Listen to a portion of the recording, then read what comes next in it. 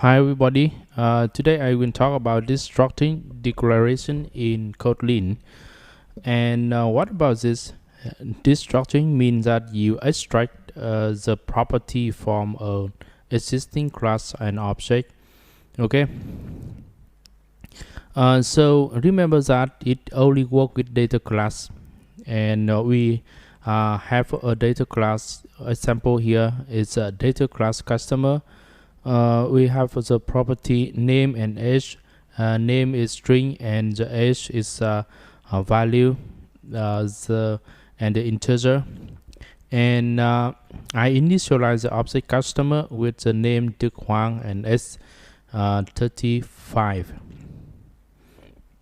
Okay, so this is an object that created from the data class customer.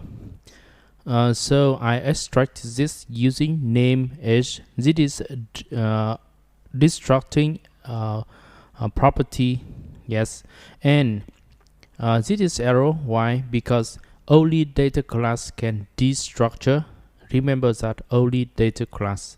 So change to data class, it will be destructed, and you can show to the screen this as a separated variable. We have name, we have value without adding the customer dot. Okay, and this is a way we want to extract many or multiple variable inside an object. For example, now I have a customer 2.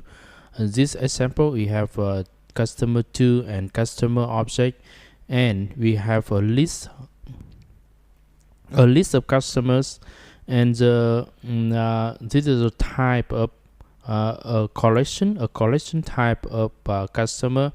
So this is an array of customer object. It contains many customer object inside this, and I initialize it customer and customer 2. So we have two objects in the list. Okay, now I want to iterate for loop, using the for loop to iterate the object, and each object has a name and age. I extract this using the destructuring declaration. So we have a name and age for each of the loop, then run. So we have the detail here. We have a name Duc Huang and the name is Alex, etc. Okay, and this is a way to destructuring, to destructure from a list. And then we have the function that return multiple value. How can I do this? Assume that we have a function that calculates something and return to one or more value. For example, calculate a vector, and we have the return is 3 value x, y, z. What can I do? So I have to define the result object as a data class. The result object is a data class with the input is x and y and z, and this is a return value when you calculate the function. And when I calculate the function, I do some tasks, calculate, etc., blah blah, and I return the value after calculating. For example, I return the value is h is 1, 5, and 6 is a 3 value that I after calculating I return to this value. Then I can get the value by calling this function to using the destructuring, and we have the 3 value x, y, z. Destructing by calling the function, and you can change to another name, x1, y1, etc. x1, x2, y2. So you print out to the screen as a separated variable, like a separated variable, and run. So you see that the value is 1, 5, and 6. Okay, we have the 3 value has been printed out to the screen about this.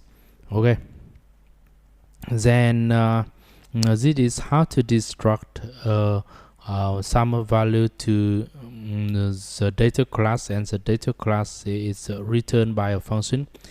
And so what about the map? We have a map of user. We save the user object as a map of key is string, and the value is any. The value is any object type, and I set the value here. The first is name. For example, the value is Alexander, and the age to 40 is equal to 40. So this user object is a type of key value like position. So I can extract this using the destructuring declaration as the key value to destructure the key and the value inside the user object, and then it will destructure all the key value in this, and I print out to the screen on the key and the value of the hash or the map. And then after running, I can see that we have the key here, a value here, blah blah, and key age and value 40.